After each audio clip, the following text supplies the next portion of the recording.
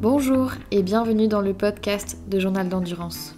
L'invité de ce 6e épisode est Christian Lozano, président de la commission technique endurance à la FEI. Nous allons parler de ses attributions, mais aussi de son expérience d'organisateur et de juge dans le monde. L'un des rôles de la commission technique est la révision et le vote du règlement FEI qui a lieu tous les 4 ans. Le vote de ce nouveau règlement applicable au 1er janvier 2024 a eu lieu il y a quelques semaines. Nous avons donc profité de cet épisode pour expliciter les principaux changements. Vous l'aurez donc compris, cet épisode est un peu plus long que les autres. Allez, je vous laisse avec l'invité du jour.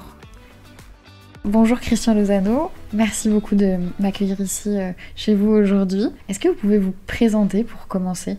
Donc, je m'appelle Christian Lozano, j'habite dans les Hautes-Pyrénées, à la Louberge. Je suis un natif des Hautes-Pyrénées, d'un village qui s'appelle Maubourguet.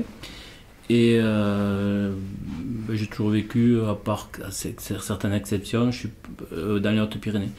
Je suis parti vivre en famille 6 ans aux Émirats Arabes Unis, puisqu'à l'époque je travaillais pour le GIAT Industrie, donc on y est parti en famille, mais rien à voir avec les chevaux. Donc de 1999 en 2005, et après je suis parti 3 ans et demi vivre au Qatar de fin 2013 à mi-2017. Et du coup, aujourd'hui vous avez une place importante à la FEI ? Oui, je m'occupe du comité technique d'endurance.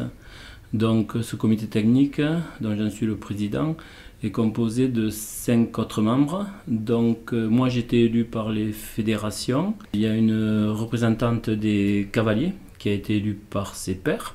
Donc elle a été élue, c'était en novembre, ça fait 1 an.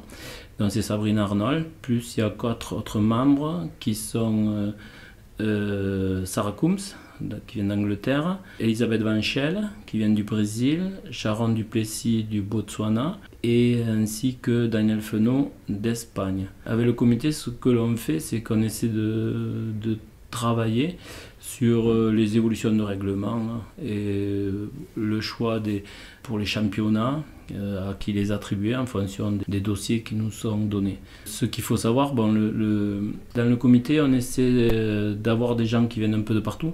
C'est pour ça, là, notre comité est représenté par des Européens, par une personne qui vient de l'Afrique du Sud, de l'Amérique du Sud, et voilà quoi. Donc, parce que quand on est dans ce comité, on ne fait pas les règles pour l'Europe, ou la France, on fait des règles, le règlement il est fait pour le monde entier. Donc toutes les évolutions que l'on fait, il faut qu'elles s'appliquent aussi bien en France qu'en Australie, qu'au Brésil, qu'au Canada, et c'est pour ça qu'on essaie faut oublier un peu sa nationalité quand on travaille avec le comité pour que ce soit le plus accessible possible, les évolutions en règlement soient le plus accessible possible pour toutes les fédérations et tous les cavaliers. D'accord. Comment est-ce que vous êtes arrivé à présider cette commission ? Alors ça a été un peu le hasard. Déjà l'endurance ça a été le hasard pour moi, parce que moi je ne viens pas du tout du cheval. Je viens du monde du rugby et de la course à pied. Fin des années 90, un copain qui avait son beau-frère qui courait, que tout le monde connaît en France, c'est Joël Marescasier. Il me dit, il y a mon beau-frère, il court dans la région bordelaise. C'est une 100 km, je crois, je ne me souviens plus très bien. Et c'était sélectif pour l'équipe de France. Il me dit, tu veux pas venir le voir, on fait l'assistance. Bon, il m'explique un peu ce que c'était. Je crois que c'était 100 km. Et je n'étais pas trop sûr de ce que ça allait donner, mais j'étais allé les voir. Et je suis tombé amoureux de ce sport. Donc j'aimais bien cette ambiance qu'il y avait dans les points d'assistance, en attendant les chevaux, le passage des chevaux, tout un peu cette ferveur qu'il y avait des gens et cette passion qu'il y avait. Et surtout à la fin de la course, les gens qui se retrouvaient tous entre eux et qui fêtaient ça un peu, qui fêtaient la fin de la course, un peu comme nous au rugby en 3e mi-temps. Et donc là j'ai retrouvé un peu l'esprit de la 3e mi-temps, enfin l'esprit de camaraderie du rugby. Et j'ai trouvé aussi la difficulté, la douleur des courses de longue distance, parce qu'à l'époque je faisais des semi-marathons et des marathons aussi. Et tout cet ensemble a fait que je suis tombé amoureux de ce sport. Donc à l'époque j'habitais aux Émirats Arabes Unis, et on m'avait dit va là-bas, ils font des courses. Et j'étais allé les voir et ça m'avait moins plu parce que bon, c'était des voitures qui suivaient les chevaux. Dès que les premiers arrivaient et faisaient le podium, tout le monde disparaissait. Donc j'avais pas été, ça m'avait moins passionné.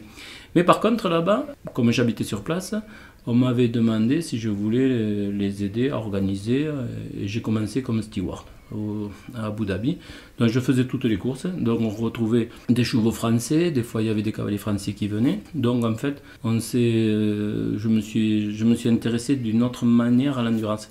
Dans l'été quand je revenais en France, ben là je suivais, parce qu'à un moment on a eu quelques chevaux en commun avec justement Joël, avec Joël. Donc on allait suivre nos chevaux sur les courses où là j'étais assistant. Et puis après, quand je revenais aux Émirats, ben j'étais steward. D'accord. Et ensuite, vous êtes devenu juge?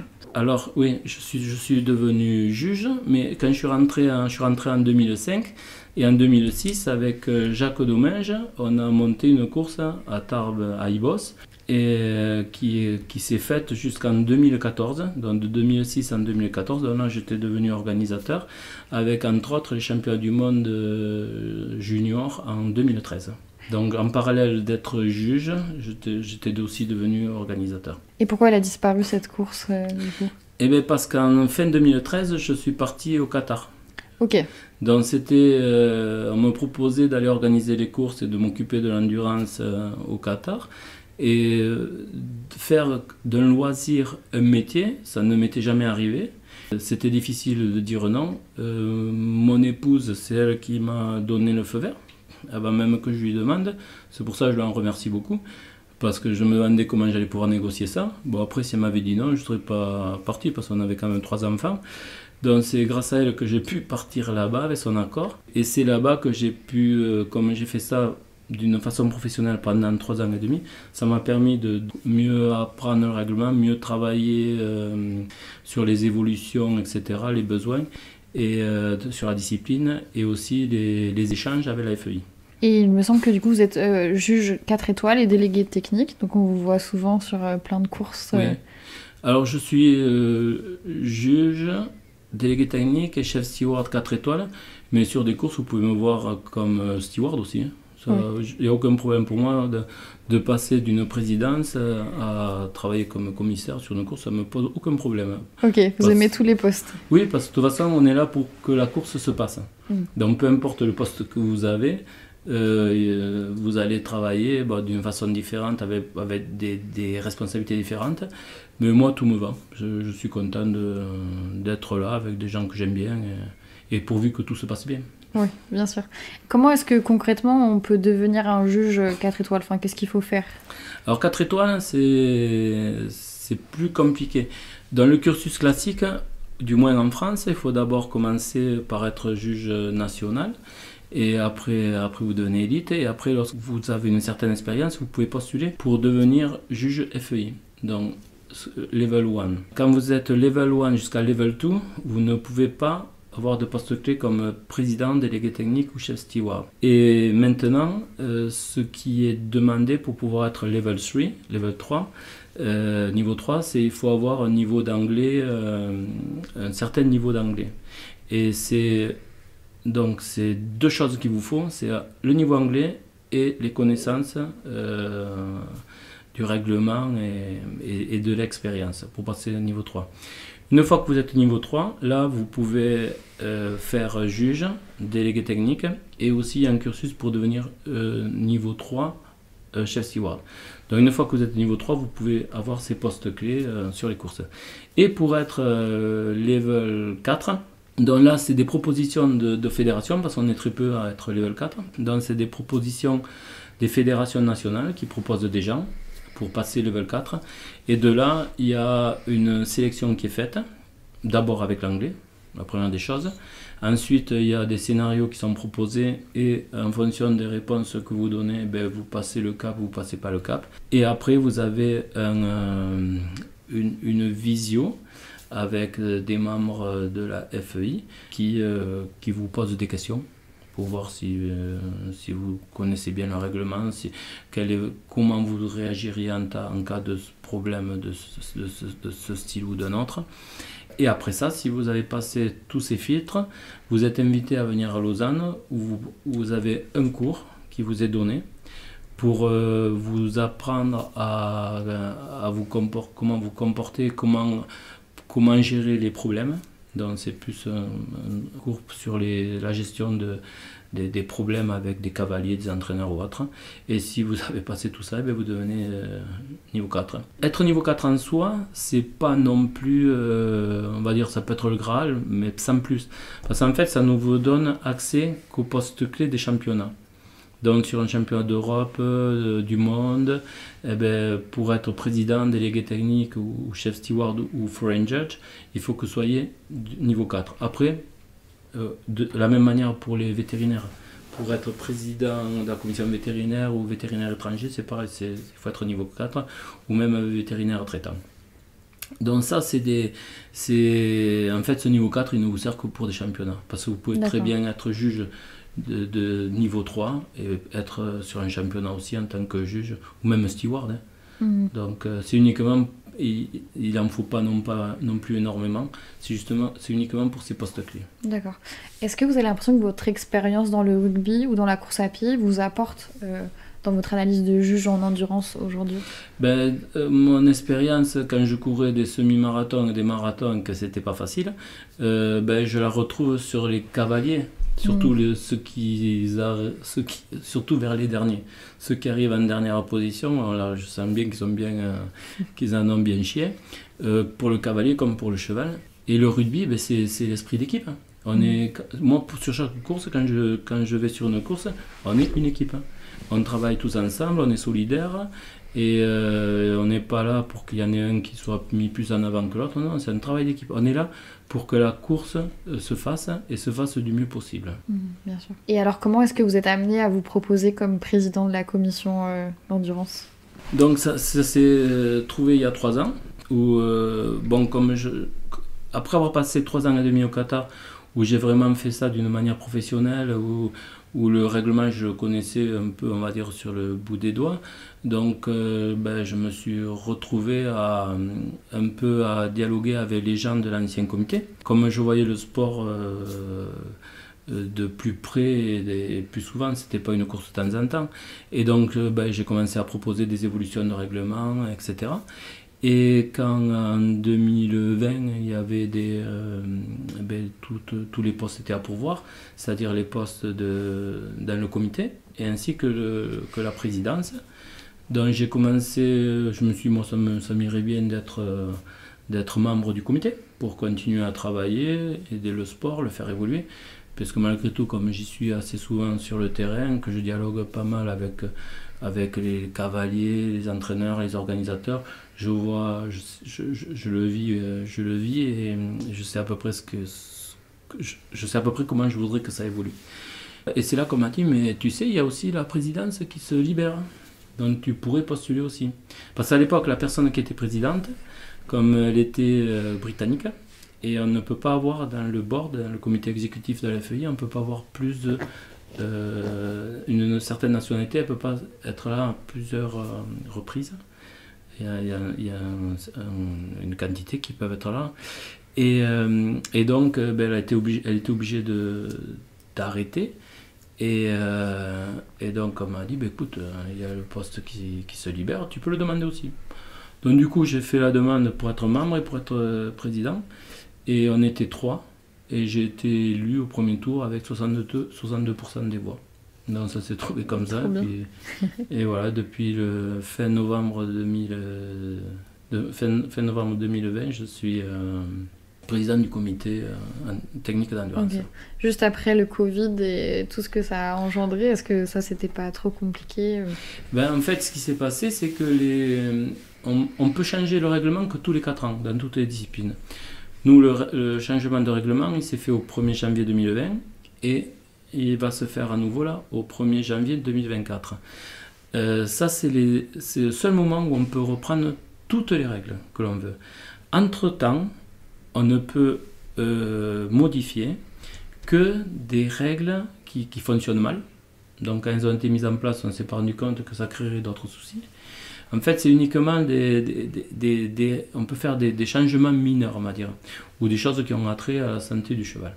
Voilà. Mais sinon, la grosse révision du règlement se fait que tous les 4 ans. Et tant mieux, parce que si tous les ans on nous mettait un nouveau règlement, ça serait difficile pour tout le monde de le suivre. Voilà.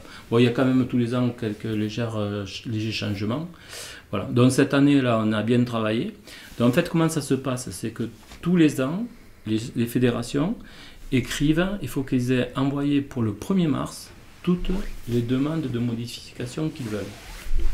Donc au 1er mars, on reçoit toutes les demandes d'évolution.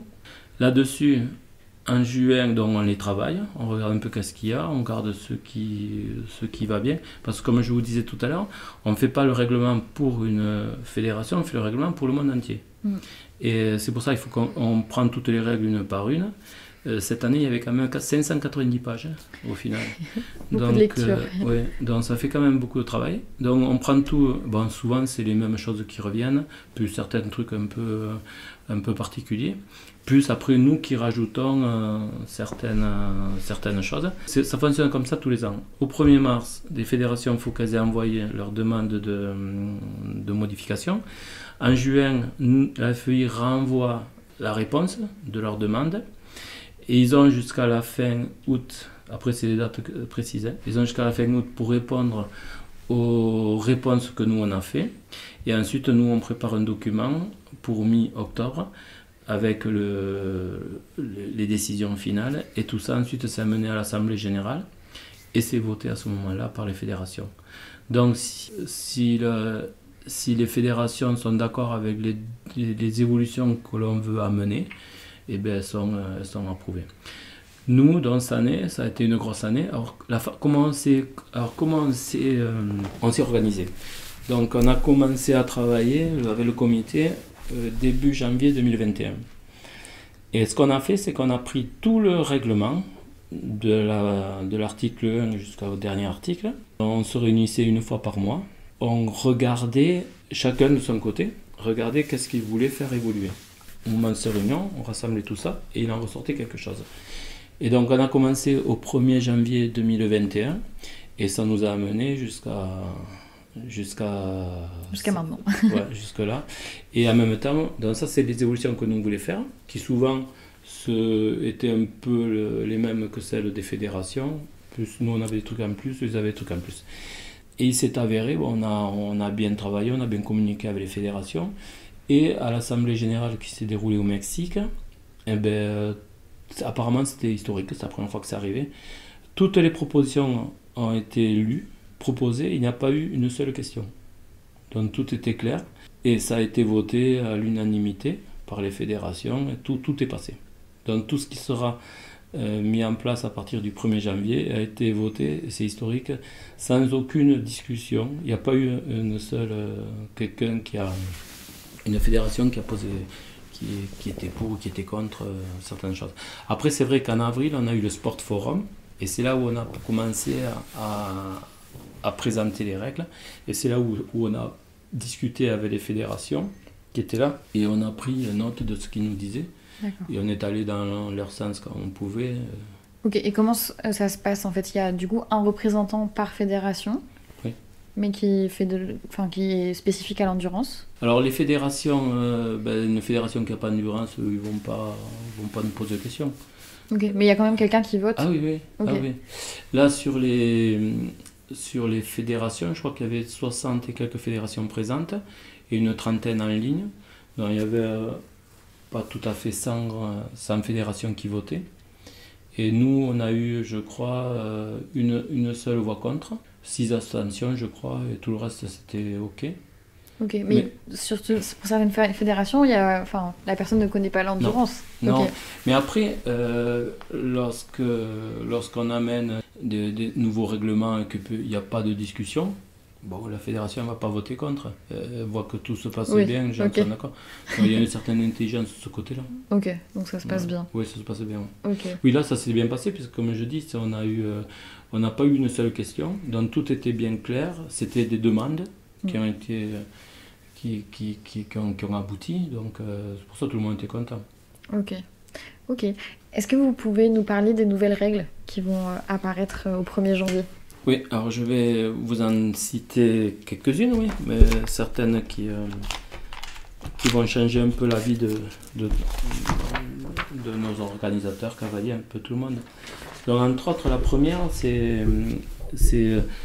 on avait passé la 2 étoiles à un major event, ce qui voulait dire qu'on était obligé d'avoir un passeport pour pouvoir courir. Et en fait, ce qu'on a fait, c'était qu'on a scindé cette 2 étoiles en 2 parties. C'est-à-dire maintenant, on a une 2 étoiles minor event et une 2 étoiles major event. Dans la minor event, et là pour ça on n'a pas besoin de juge étranger, de vétérinaire étranger, on n'a pas besoin de passeport, FEI pour le cheval. Donc il faut que la course soit comprise entre 120 et 126 km, qu'il y ait moins de 100 partants et que la dotation soit inférieure à 20 000 francs suisses. Si vous avez plus de 100 partants, ça devient un major event. Si vous avez plus en dotation de 20 000 francs suisses, ça devient un major event. Et si vous avez 130 km, ça devient un major event. Donc, ce qui veut dire que quelqu'un qui veut faire une 2 étoiles, minor event, eh bien, il fait une course de 120 km ou 121. D'accord. Sans une course de dotation. Au niveau des qualifications, c'est pareil du coup? C'est la même chose. Okay. C'est une 2 étoiles. Donc, une fois que ce soit major ou minor, ça comptera de la même manière au niveau des qualifications, du cursus des qualifications. D'accord. Après, on a fait pour les championnats du monde des chevaux de 8 ans. Jusqu'à présent, c'était une course qui se courait uniquement individuellement. Maintenant, on a rajouté une course par équipe. D'accord. Donc, ce qui veut dire que, par exemple, un pays qui vient pourra venir avec 20 chevaux, s'il veut, 20 combinaisons. Il faudra que le chef d'équipe choisisse uniquement 5 combinaisons qui feront l'équipe et les autres couriront en individuel. Ceux qui feront l'équipe pourront courir aussi en individuel. Et ils auront un résultat individuel. C'est pour ça qu'on avait cette course de 8 ans qui était un championnat du monde et qui avait qu'un classement individuel. On s'est dit que ça amènera peut-être un peu plus d'intérêt si on fait un classement équipe. D'accord. Après aussi, on a introduit une tolérance au niveau du poids. Actuellement, sur une 3 étoiles, si vous êtes le poids minimum de 75 kg, si vous êtes pesé à 74,9, vous êtes disqualifié. C'est vrai qu'en fin de journée, c'est possible que les gens aient perdu 200, 300, 400 grammes, voire 500 grammes. C'est vrai que pour les cavaliers, c'était désolant de se faire éliminer pour quelques grammes, on va dire. Et nous, en tant qu'officiels, c'est pas notre plaisir non plus d'éliminer les gens. Donc on s'est dit, on va donner une tolérance de 1 kg, ce qui veut dire que si vous faites, pour 75 kg, si vous faites 74,1, vous n'êtes pas éliminé. Par contre, si vous faites 74,1 et donc vous êtes averti, et si vous êtes repris à 74, même à 74,9, là vous êtes disqualifié. D'accord. Donc dans un premier temps, vous avez un warning, on va dire. Et si vous êtes repris en dessous du poids, là par contre vous êtes disqualifié. Par contre, si vous faites 73,9, là il n'y a pas de discussion possible. Là vous êtes éliminé complètement. D'accord, mais du coup ça voudrait dire qu'il faudra que le cavalier relaisse le cheval pour que à la prochaine pesée, en tout cas, il y ait le bon... C'est une tolérance, le poids minimum est toujours de 75 kg. C'est une tolérance qu'on a mis justement pour ne pas avoir à disqualifier sèchement quelqu'un qui manque 100 grammes. Là, quelqu'un qui lui manquera 100 grammes, eh bien, il aura la possibilité de remettre les 100 grammes et plus qui lui manquent et de pouvoir continuer la course. D'accord. Pourquoi il y a cette différence entre la C8 2 étoiles et 3 étoiles de 70 et 75 kg? Comment ça a été choisi, ça? Alors le poids, je crois que ça date depuis toujours, cette histoire de poids. Okay. Avant, il n'y avait pas de poids pour les jeunes cavaliers. Donc là, ils l'ont mis à 60. La 1 et 2 étoiles, ils sont à 70 et la 3 étoiles à 75. Alors ça, c'est un problème qui a toujours existé. Et il y a des études qui sont faites maintenant par rapport aussi, elles sont en cours ces études-là, parce qu'un petit cheval ne peut pas porter le même poids qu'un cheval plus costaud. Et donc, peut-être que d'ici quelques années, il y aura quelque chose qui ressortira par rapport à ça aussi. Mais le poids, ça a toujours été un souci. Mes prédécesseurs, ils ont uniformisé ça de cette manière-là, qui était la plus simple à gérer. Peut-être que dans quelques années, il y aura peut-être un poids pour chaque partant par rapport aux aptitudes du cheval. C'est une possibilité, mais bon, on ne peut pas le dire. D'accord. Voilà. Donc en évolution aussi, on a mis que, par exemple pour l'arrivée finale, on a pris le nez du cheval. Donc jusqu'à présent il n'y avait rien. C'était le premier qui passait la ligne, mais ça peut être C'était pas clair. C'était pas clair. Donc là on a fait comme sur le plat le nez.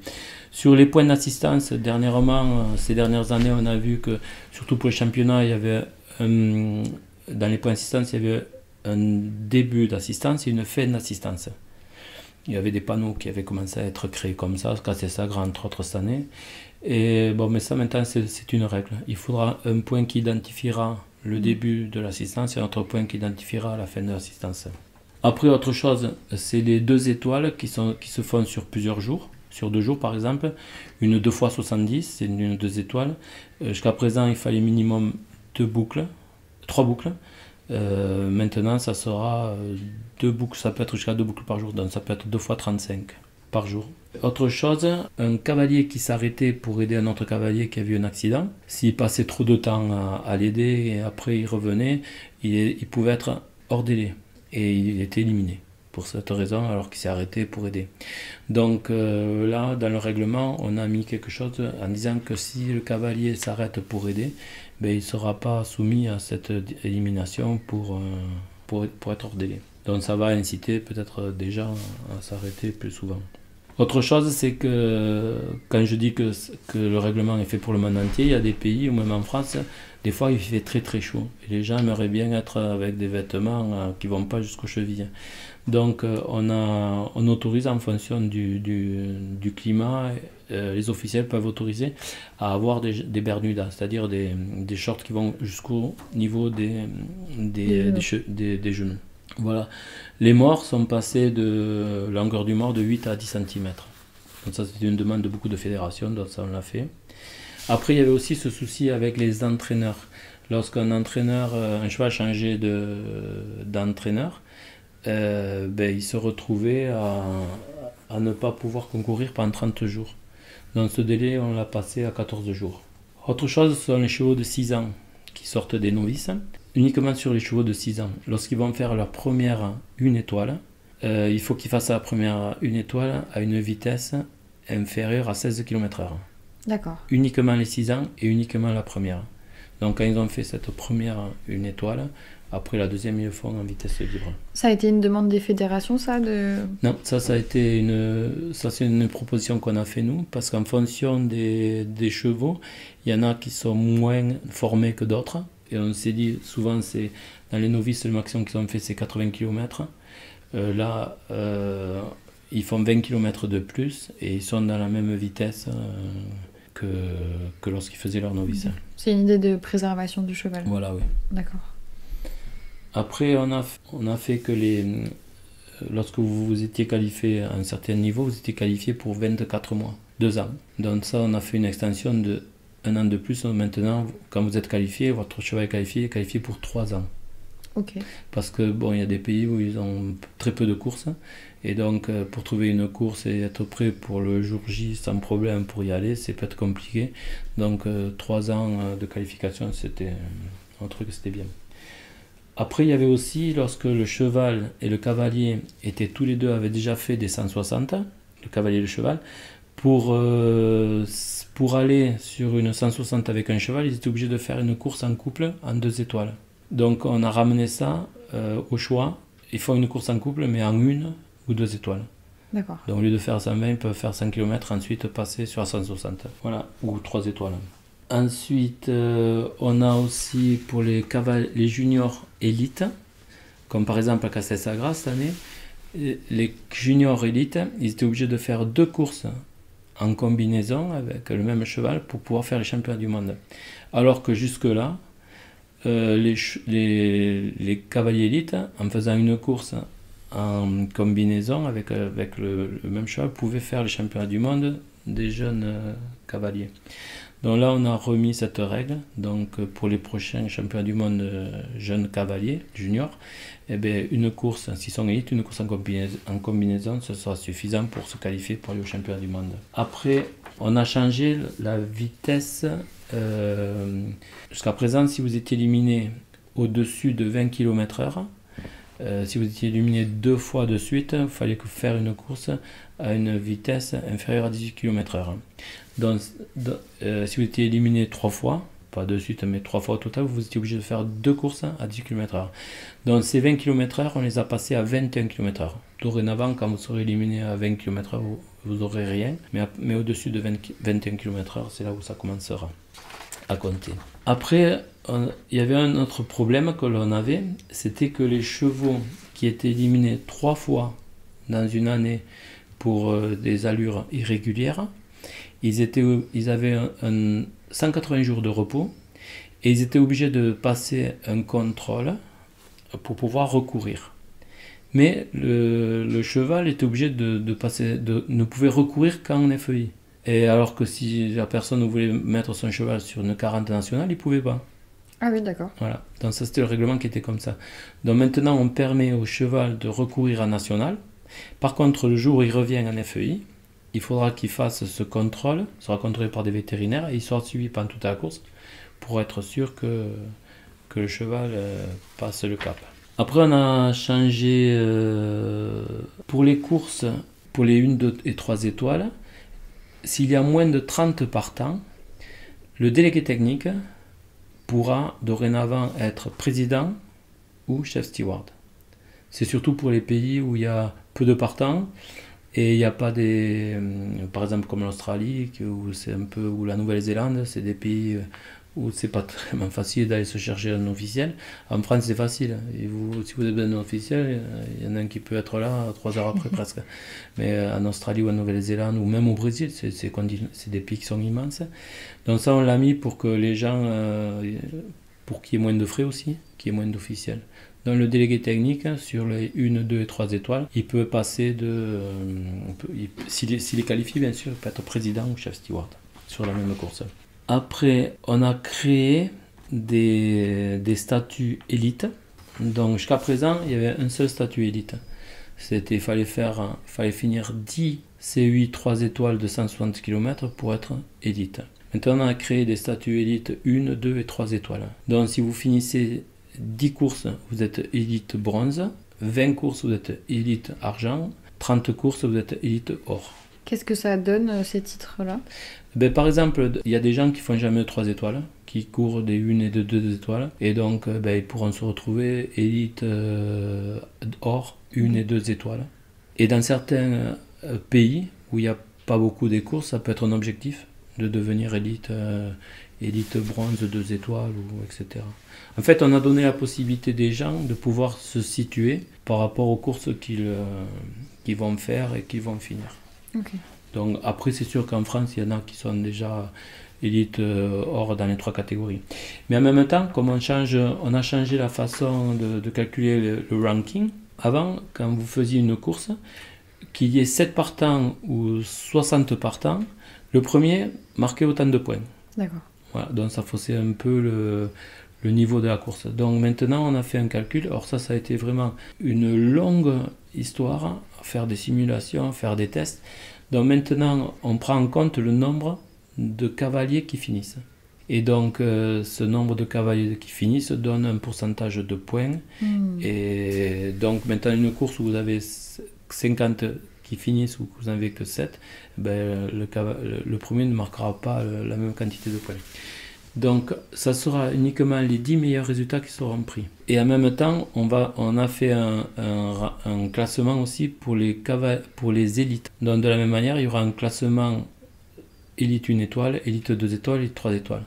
Donc, pour les élites 1 étoile, il faut que le cavalier soit élite bronze, argent ou or, peu importe. Donc, ils prendront les 5 meilleurs résultats des 1 étoile.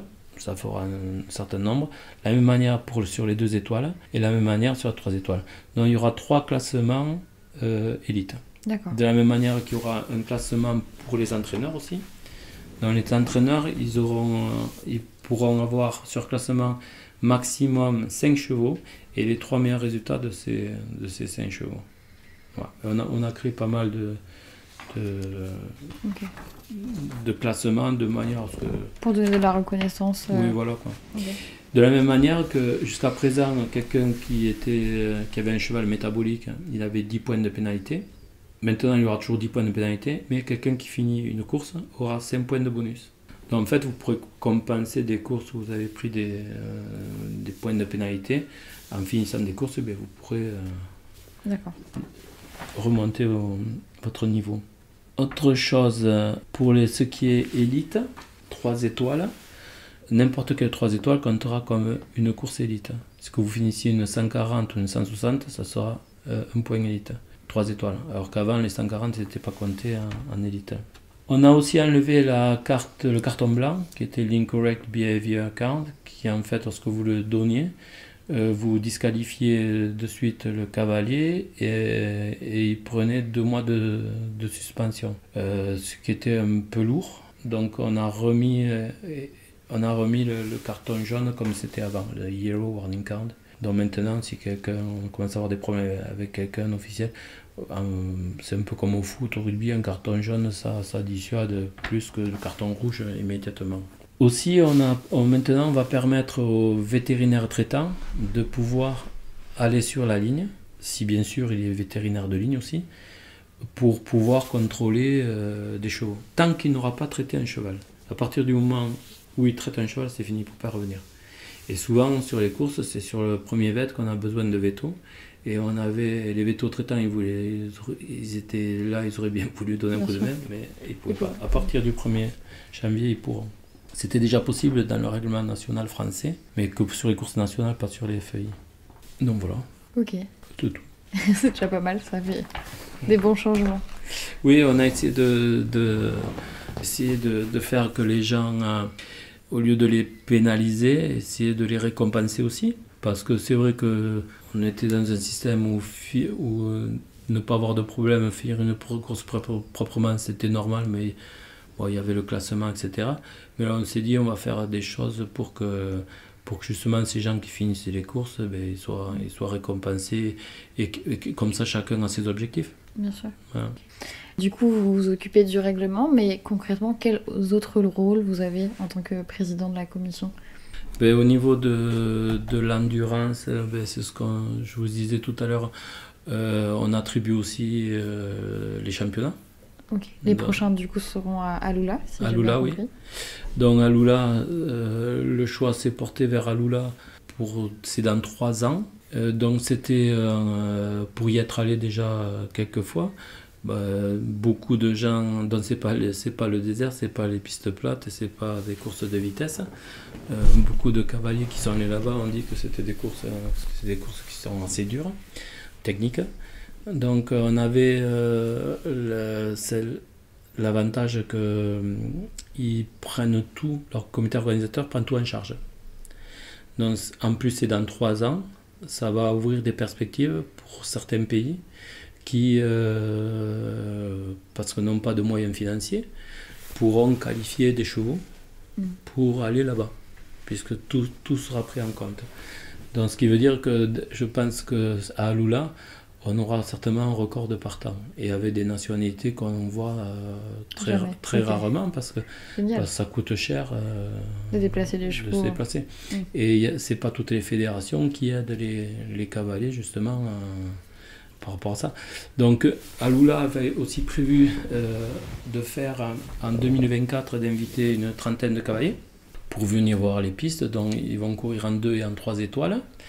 Et l'année prochaine, en 2025, un an avant les championnats, faire un test event où là ils inviteront à nouveau pas mal de cavaliers pour que les gens voient les pistes, et ça se fera certainement sur 60 km pour préparer au mieux les championnats du monde de 2026.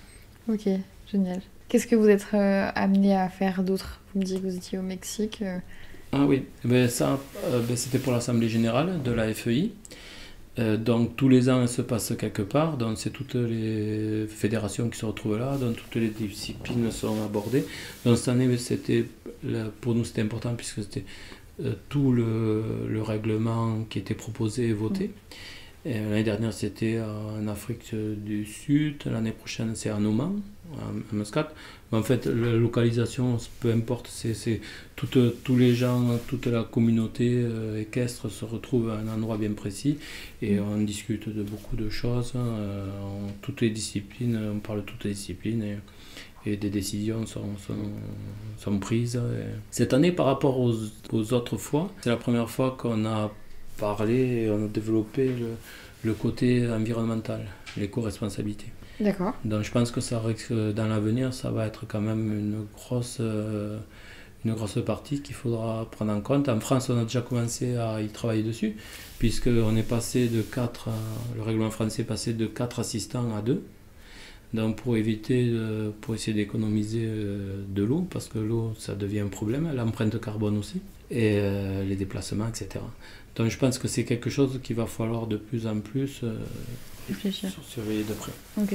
Du coup, la FEI voudrait mettre en place des règles pour éviter de polluer, c'est ça? Il y a déjà une charte.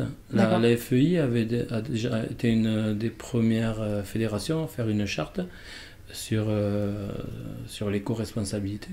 D'accord. Mais du coup, l'accentuer plus et imposer plus de choses aux organisateurs et aux cavaliers, par exemple? Oui.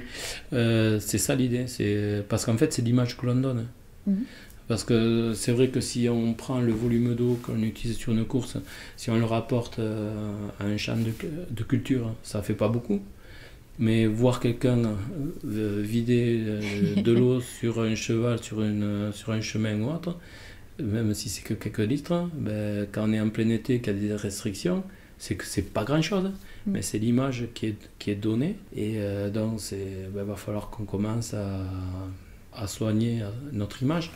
Et encore, je pense qu'en France on n'est pas trop mauvais, mais va falloir vraiment le prendre en compte, ça. D'accord. Est-ce qu'il y a sur d'autres sujets environnementaux sur lesquels il y a des réflexions qui sont faites Oui, vous avez les bouteilles d'eau minérale, entre autres, lorsqu'on voit des gens avec des bouteilles d'eau minérale donc il faut qu'on voie ce que...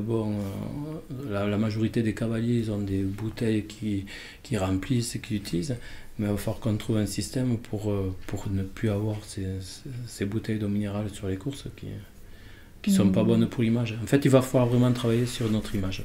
Ok.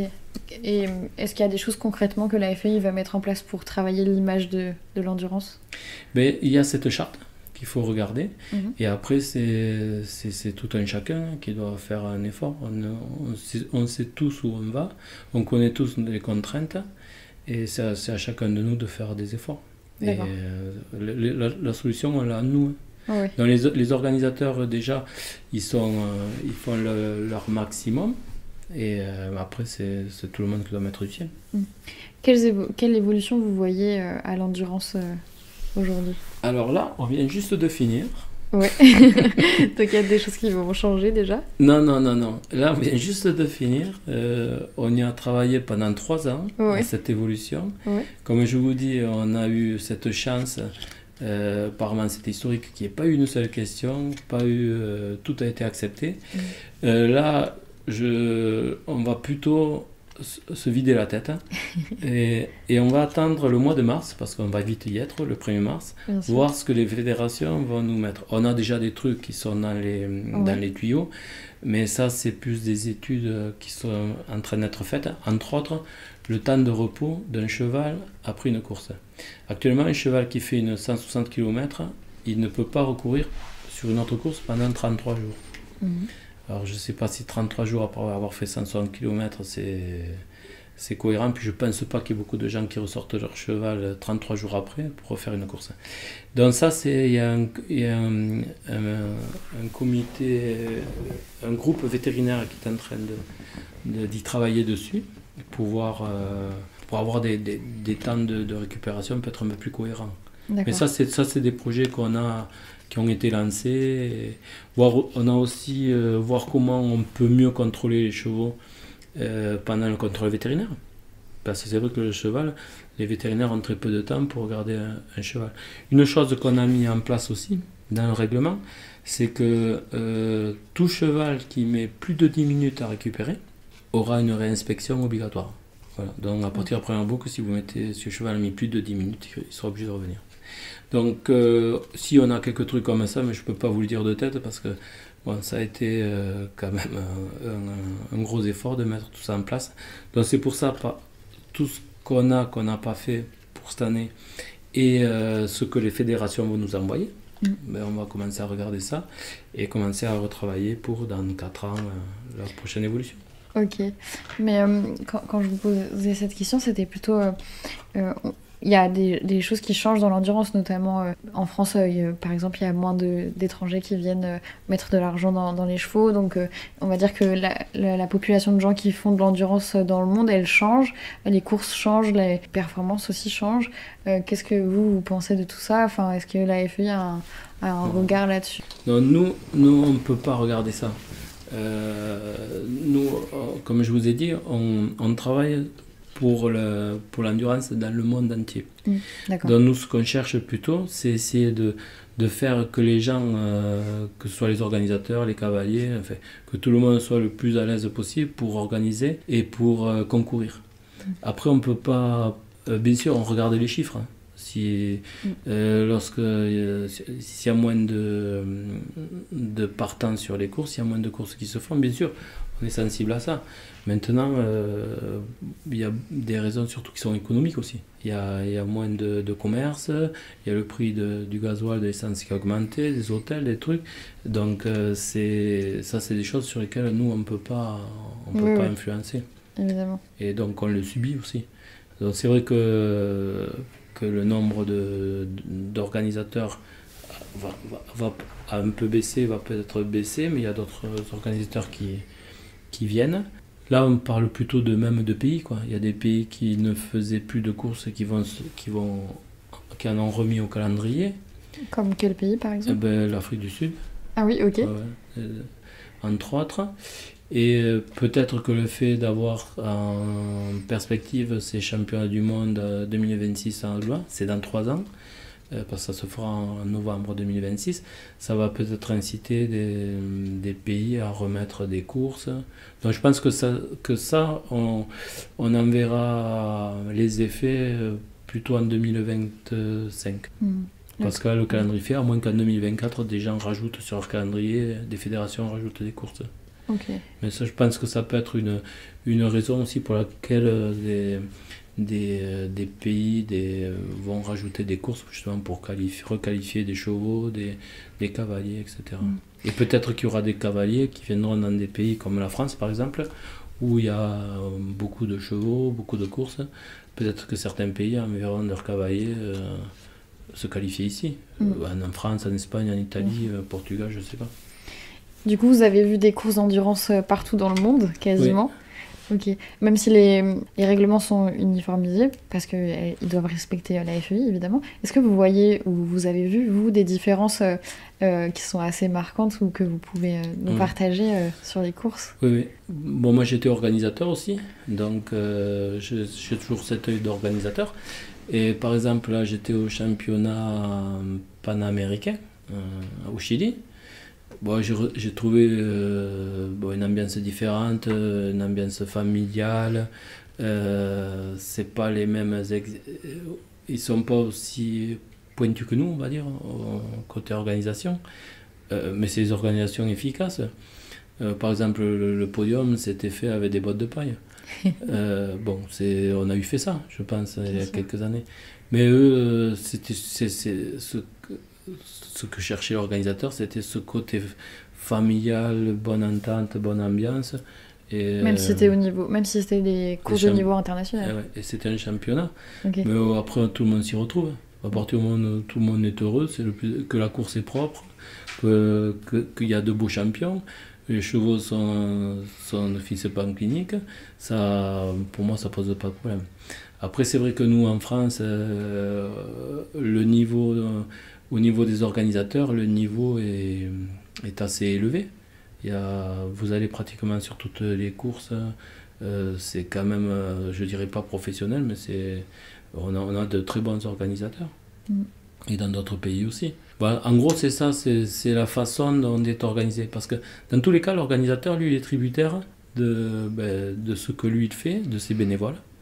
Et dans le monde entier, c'est le même problème, trouver des bénévoles et trouver des financements pour faire des courses. Nous, on a la chance en France d'avoir beaucoup d'officiels. Et il y a beaucoup d'officiels qui sont aussi organisateurs. Donc en gros, quand on se déplace sur une course, l'organisateur il est assez tranquille. Il sait que s'il y a le moindre problème, on va vite l'identifier. Après, en France, on a aussi cette chance d'avoir Hervé Guédon, qui en fait, lui, est le métronome d'une course. Lui, il va dire... lui, il a la course dans la tête, le déroulé de la course. Donc, si vous avez oublié un truc, lui, il va vous le dire. Attention, il y a ça, il y a ça.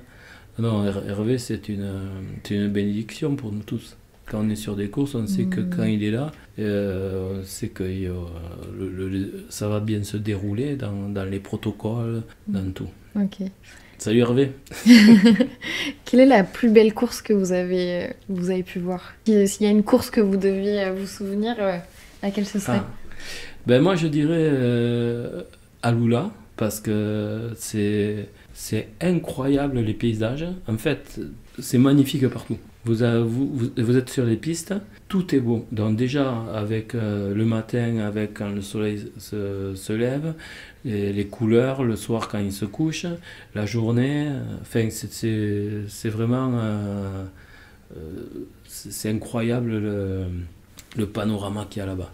Après, les courses, la plus belle course, au niveau émotionnel, je dirais 2005 à Dubaï, les championnats du monde.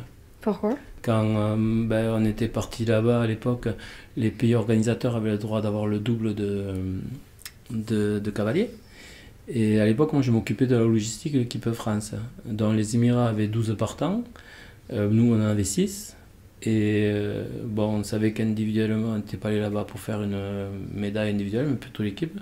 À part qu'à la fin de la 4e boucle, on n'avait plus d'équipe. Oups. Et donc il restait Barbara Lissarag. Et donc Pierre Caz, qui n'allait jamais sur la piste, il m'a dit Christian, mène-moi sur la piste. Et donc on a fait remonter Barbara devant. Et quand elle est partie sur la dernière boucle, elle était à peu près 5 minutes derrière les trois premiers. Et donc elle finit deuxième. Et par des circonstances, le premier a été déclassé pour contrôle positif. Et on a entendu la Marseillaise en 2005 à Dubaï pour les championnats du monde en individuel, ce qui était inespéré. En équipe, pourquoi pas. On pensait en équipe faire quelque chose, mais ça a été en individuel. Et au niveau émotionnel, ça a été la course la plus incroyable qu'on ait pu voir avec des rebondissements. Voilà. Bien sûr. Ok, trop bien. Du coup, votre mandat, il se termine dans pas très longtemps? À la fin de l'année prochaine, 4 ans. Ok. Est-ce que vous avez prévu de vous reproposer? Je ne sais pas si une réélection c'est possible. Oui, alors moi je peux demander à... Je peux renouveler ma demande. En fait, lorsque le mandat, là en février, tous les postes vont être ouverts. Les postes pour mon poste de président de la commission technique, ainsi que les postes des membres, sauf celui de représentant des cavaliers. Donc si les membres du comité veulent renouveler, ils font leur demande, mais il peut y avoir d'autres personnes qui vont faire la demande aussi. De la même manière que si moi je demande à repartir pour 4 ans, il se peut qu'il y ait d'autres personnes qui se proposeront aussi. D'accord. Donc ça sera à nouveau un vote et je ne serai pas favorisé par rapport aux autres. Vous aimeriez être réélu si vous pouviez... Pour l'instant, je ne me suis pas posé la question. Ok. Parce que là, j'ai un peu de temps. Donc, comme je vous dis, là, on vient de finir cette partie-là du nouveau règlement, qui était un gros travail. Maintenant, là, on se donne un peu quelques semaines, et puis après, on va tout reprendre en début d'année. On va repartir sur une nouvelle perspective, et puis à ce moment-là, on prendra la décision. D'accord. Du coup, malheureusement, il n'y a plus de jeux équestres mondiaux avec de l'endurance dedans. Est-ce que... pourquoi? Enfin, si vous pouvez en parler. Et est-ce que c'est prévu qu'il y en ait des nouveaux? Ben déjà, les derniers qui ont eu lieu, c'était plus le même pays ni le même endroit qui recevait toutes les disciplines. Donc ça a déjà été éclaté. En fait, c'est de plus en plus difficile d'avoir quelqu'un qui organise tout. Et donc du coup, si quelqu'un peut le faire, oui. Mais donc du coup, maintenant, certains pays prennent certaines disciplines. D'accord. C'est pas au choix de la FEI de dire on Oui. organise un jeu équestre mondial Oui. avec de l'endurance. Oui, non mais comme avant c'était toutes les disciplines qui étaient au même endroit et pour faire les jeux équestres mondiaux, c'est plus le cas. Parce que les organisateurs n'ont pas les moyens de recevoir toutes les disciplines. Donc c'est pour ça que ça a été maintenant, certaines disciplines vont dans un pays et d'autres disciplines dans un autre. Donc, en fait, ça a été éclaté. Oh, okay. Et l'endurance, bien sûr, elle est là-dedans aussi. Okay. Il y a des tests de sensibilité qui ont été mis en place sur les compétitions FEI. Oui. Est-ce qu'il y a d'autres tests qui sont en cours de développement? Comment est-ce qu'on va pouvoir de mieux en mieux évaluer la santé du cheval et sa capacité à courir? C'est ce que je vous ai dit tout à l'heure. On a un groupe de vétérinaires qui sont en train de voir comment on peut contrôler au mieux les chevaux pendant les contrôles vétérinaires. Et le test d'hyposensitivité, ça a été fait pour voir si le cheval réagissait, parce qu'il peut y avoir plusieurs raisons pour lesquelles il ne réagisse pas, entre autres de la fatigue, etc. Et ça peut être vu avec cet outil-là. Donc ça c'est en place depuis début 2020, ça marche bien, ça a été sorti, on le met dans les championnats, etc. Ça se passe bien. Et donc en fait c'est surtout, en gros, on est en train il y a ce groupe vétérinaire qui travaille pour essayer de contrôler au mieux, voir si le cheval est en bonne condition pour pouvoir continuer une course. Dans tout ça, on aura les résultats, on aura peut-être d'ici quelques années, une nouvelle façon de contrôler les chevaux pendant leur temps de repos. Peut-être mettre aussi des réinspections systématiques. Bon, déjà, on a mis cette histoire de tous les chevaux qui mettent plus de 10 minutes à récupérer. Ben, faut qu'ils reviennent voir les vétérinaires. Ok. Est-ce que pour l'instant les tests de dopage qui sont faits à votre sens et au sens de la FEI du coup sont suffisants pour détecter vraiment les problèmes de dopage? Je sais pas si c'est suffisant. Je crois qu'on est au même titre que tous les autres sports. Ouais. Je pense qu'il y a un protocole qui est fait, il y a des contrôles qui sont faits sur des courses, pas d'autres, sur un tel, pas un autre. Voilà, quoi, on est comme tous les autres sports, quoi. Je crois qu'on essaie de faire au mieux, puis bon, okay. Il en sort ce qu'il en sort. Ok, ça marche. Est-ce qu'il y a un autre sujet que vous aimeriez aborder? On va parler du pot à moi. Parlez-nous du pot à moi. Alors, le pot à moi, c'est parce que comme je suis officiel de compétition, mais aussi je suis ingénieur. Et donc, c'est quelque chose que j'ai breveté en 2015. En fait, j'avais mon fils qui passait plus de 20 minutes sous la douche quand il était ado. Ça fait très loin. Et donc, on a essayé par la pédagogie, on a essayé de lui dire fais attention, l'eau est une ressource précieuse. D'autant plus que nous, on avait passé 6 ans aux Émirats Arabes Unis, où là-bas, toute l'eau qu'ils utilisent, c'est de l'eau qui est dessalée, donc c'est des grosses usines qui dessalent l'eau. Donc nous, on était quand même assez sensibles à ce problème de l'eau, en 2015. Et mon fils, on pouvait lui dire tout ce qu'on voulait, ça ne changeait pas trop son attitude. Donc j'ai cherché sur internet voir s'il y avait quelque chose que l'on pouvait mettre pour limiter la quantité d'eau dans la douche, et il n'existait rien.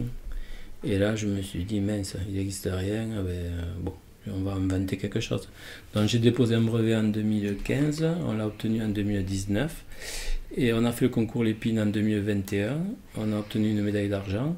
Et là, on est en train de finir l'industrialisation du produit et on devrait l'avoir à la vente courant premier trimestre de l'année prochaine. Donc en fait, c'est un dispositif qui coupe l'eau. Donc si vous programmez pour une douche 30 litres, eh bien, la personne sera obligée d'apprendre à fermer le robinet et pour utiliser 30 litres. Bien sûr, il y a un écran pour que vous sachiez combien d'eau il vous reste. Et il y a si vous le programmez à 30 litres, vous avez aussi vous pouvez programmer une réserve supplémentaire de 4 ou 5 litres. Comme ça, quand vous avez fini le premier réservoir, eh bien, vous avez quand même une possibilité de vous enlever le peu de savon qui vous reste si vous en avez besoin. Mais surtout, il coupe l'eau, mais ce qui est important, c'est que lorsque vous avez fini la douche, il y a un temps d'attente avant la douche suivante, qui peut être 3 voire 4 minutes. Parce que si vous finissez la douche et que vous pouvez en reprendre une autre, il n'y a aucun intérêt. Okay. Donc, voilà. Donc on l'a appelé le pot à moi. Le pot à moi, on a mis 1 an et demi à trouver ce nom. Et le pot à moi, c'est pas uniquement le Copec à nous, c'est le nom des dieux fleuves dans la mythologie grecque. Donc les pots à moi sont les dieux fleuves dans la mythologie grecque. D'accord. Donc ça a été incroyable qu'on trouve ce nom déjà, et ensuite qu'il ne soit pas pris. Et comme ça, on a pu baptiser notre boîtier le pot à moi. Ok, trop bien. Il faudrait du coup, faire une version pour l'endurance pour gérer la quantité d'eau. Pour les centres équestres, oui, c'est prévu. Ok, super. C'est prévu déjà, une déclinaison justement pour les gens qui lavent les chevaux. D'accord. Certains, ils lavent vraiment, vraiment bien. Ok. Donc aussi dans tous les centres équestres où c'est que vous avez des douches pour les humains, quoi. Enfin, notre produit c'est pour les maisons, c'est pour les hôtels, c'est pour les gîtes, c'est partout. Parce que l'eau va être de plus en plus un problème. Et là, quand vous utilisez moins d'eau dans une douche, c'est pas uniquement de l'eau que vous économisez, c'est aussi de l'énergie, parce que c'est de l'eau chaude que vous utilisez. Et en France actuellement, ça coûte sur, on va dire, 1 mètre cube d'eau, c'est ce qui coûte le plus cher, c'est pas l'eau, c'est l'énergie nécessaire pour chauffer cette eau. Okay, Donc voilà, on est en plein développement avec mon épouse, mon associé, c'est mon associé, mon épouse, et on est devenu entrepreneur. Et voilà, on se lance. Et, super. Comme on avait du temps de libre. Avec tout ce que vous faites, vous ne devez pas en avoir beaucoup. Mais... Non, mais c'est vraiment un bel aboutissement. On a un produit qui en plus sera autonome, qui n'aura pas besoin d'électricité, puisqu'il y a une turbine qui recharge une batterie. Donc il ne faudra pas de perceuse non plus pour le fixer. Ça va se fixer avec des genres de velcro. Donc c'est facile à poser et facile à utiliser. Il y aura une application qui vous fera le suivi de combien d'eau vous avez utilisé par jour, par semaine, par mois. Et ça pourra vous montrer les économies que vous faites. Parfait. Ouais. Ok, ça marche. Ouais.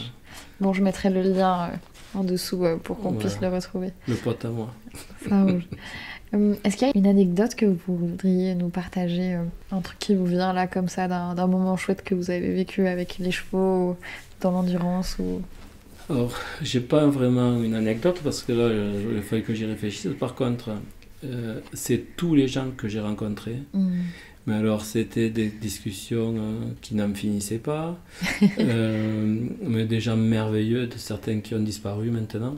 Mais c'est cette richesse de ce vivier qu'il y a dans l'endurance, de gens tellement différents. On se connaît par le biais de l'endurance, c'est même pas que fait l'un, que fait l'autre, mais c'est ces moments agréables que l'on passe avant, pendant, après les courses, voilà. Et en tant qu'organisateur, c'était un challenge de recevoir tous ces gens. On se disait toujours on va pas y arriver. En fait, ça se passait toujours bien, et avoir des remerciements quand les gens repartaient. La plupart du temps ils étaient contents, mais j'ai pas d'anecdote bien spécifique. Si j'en aurais, mais bon, il y en a beaucoup trop. Mais c'est surtout tous ces moments agréables que l'on passe avec des gens. C'est vrai qu'on part d'ici, on se retrouve, je pars de la maison, on va sur une course, on retrouve des gens qui viennent de partout, on passe le week-end ensemble. Et après... chacun reprend son quotidien. Et à chaque fois, c'est des moments très agréables, on rigole bien, on fait que la course se passe bien aussi, puisque c'est quand même, on est là pour ça. Et voilà, quoi. Je pense qu'en France, on n'est pas trop mal. on arrive à créer des bonnes ambiances.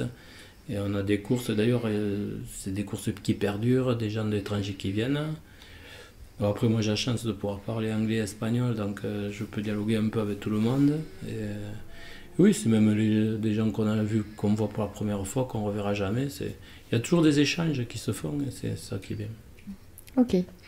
Alors, vous ne devez pas le savoir parce que vous n'avez jamais écouté l'un des épisodes du podcast, mais en tout cas, à la fin de chaque épisode, je propose à l'invité de me dire qui il aimerait entendre être interviewé. Est-ce que vous avez une idée de qui serait intéressant à écouter ? Eh bien là, maintenant, j'ai une anecdote et je vais dire la personne. Donc, c'était sur une course à Tarbes. Et donc, on m'appelle pour me dire, c'était avant la dernière boucle, on me dit, il y a un problème à tel endroit. Bon. Je prends le quad, je monte, et le premier point d'assistance, on passait dans une ferme, et là il y avait un gars, Christian, qui tous les ans mettait une table, qui installait un parasol, et qui offrait à boire aux gens, aux assistants qui étaient là, donc il avait de tout. Et donc je vais voir le problème, je le résous, je reviens, et puis là Christian il me dit oh, tu veux boire quelque chose, Christian bon. Je dis non, puis je le vois qu'il avait une ceinture et apparemment il avait mal au dos. C'était un samedi et j'ai fait t'as vu quelqu'un, Christian, pour ton dos? Il me dit non, j'ai vu personne. Et le lendemain, c'était le dimanche, je dis écoute, j'ai un copain qui est tout bib, Joël Marescassier. Je vais lui demander s'il peut te faire une ordonnance pour que tu ailles t'acheter des médicaments. Je l'appelle. Il était reparti sur la dernière boucle. Et donc il me dit, je lui dis écoute, c'est dommage parce que c'était pour le copain là, pour si tu pouvais faire quelque chose. Il dit c'est pas grave, demande à mon fils Clément quand il arrive de sortir les papiers et je lui ferai une ordonnance en passant. Sur un point d'assistance comme ça. Ok. Donc il arrive, il y a Jean-Jacques Donzelli qui prend le cheval, Joël qui saute du cheval, l'autre il dit que ça vous fait comme ça, il dit oui, il dit vous buvez quelque chose, oui un Coca-Cola, donc il lui sert un Coca-Cola, l'autre il écrit, il boit son Coca-Cola, il lui donne la feuille, et il court, il ressaute sur le cheval, et il disparaît. Et le Christian, il te suivait le Joël avec la feuille dans la main, la bouteille dans la main, il le regardait comme ça repartir, ça avait dû prendre 30 à 40 secondes, la visite. Et c'est pour ça que je pense que Joël, qui est un de nos plus anciens, qui est connu de tout le monde, qui est un de nos plus anciens cavaliers, à qui je fais l'assistance de temps en temps, moins de ces dernières années, mais avec grand plaisir. Voilà. Ok, super. Bon, merci beaucoup pour tout ça. Et puis, à bientôt. Merci. Et voilà, vous êtes arrivés à la fin de cet épisode. J'espère qu'il vous aura plu et vous aura permis de mieux comprendre le rôle de la commission technique de la FEI.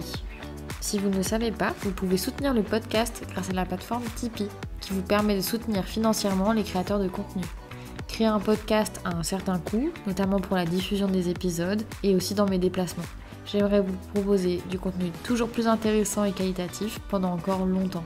Grâce à la plateforme Tipeee, le paiement est totalement sécurisé. Vous pouvez participer du montant que vous voulez, soit d'un don unique, soit d'un don par épisode. Sinon, vous pouvez toujours partager cet épisode et nous suivre sur les réseaux sociaux. Et puis je vous dis à très bientôt sur un prochain podcast ou sur une course d'endurance.